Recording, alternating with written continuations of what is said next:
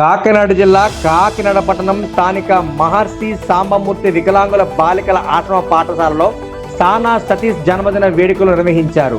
ఇందులో భాగంగా వనమాడి సుస్మిత ఉమాశంకర్ ఆధ్వర్యంలో పలు సేవా కార్యక్రమం నిర్వహించారు. ఈ సందర్భంగా ఆశ్రమ పాఠశాలలో బాలికలకు భోజనం ఏర్పాట్లు చేసి వారితో కలిసి సానా సతీష్ బాబు జన్మదిన వేడుకలు నిర్వహించారు. ఈ కార్యక్రమంలో పిల్లలు ఎంతో ఆనందోత్సవంతో పాల్గొన్నారు. ఈ సందర్భంగా వనమాడి సుస్మిత ఉమాశంకర్ మాట్లాడుతూ సానా సతీష్ బాబు మంచి నాయకుడని, ప్రజల సమస్యలను అర్థం చేసుకుని వారి కోసం నిరంతరం పనిచేసే ప్రజానాయకుడని కొనియాడారు. ఆయన జన్మదినాన్ని పురస్కరించుకొని సేవా కార్యక్రమాలు నిర్వహించడం సంతోషంగా ఉందన్నారు. పిల్లలందరికీ కూడా ముందుగా గుడ్ ఆఫ్టర్నూన్. అలాగే ఈ స్కూల్ నిర్వాహకులకు అందరికీ కూడా నా హృదయపూర్వక నమస్కారాలు తెలియజేస్తున్నాను.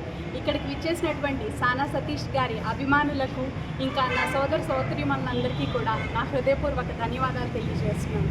ఈరోజు సానా సతీష్ గారి జన్మదినం సందర్భంగా ఆయన పుట్టినరోజును జరుపుకోవడం కోసం మనం అందరం ఇక్కడ హాజరు కావడం నాకు చాలా సంతోషంగా ఉంది.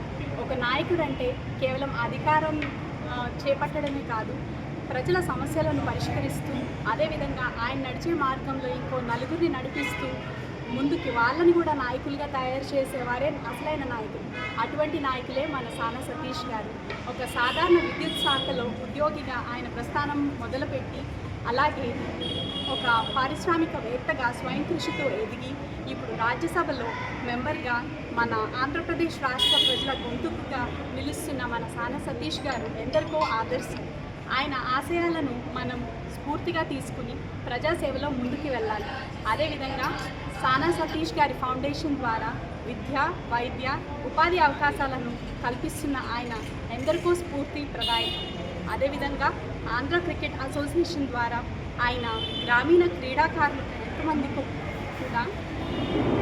క్రీడాకారులు ఎంతోమందికి ఆయన ప్రోత్సాహాన్ని అందిస్తున్నారు.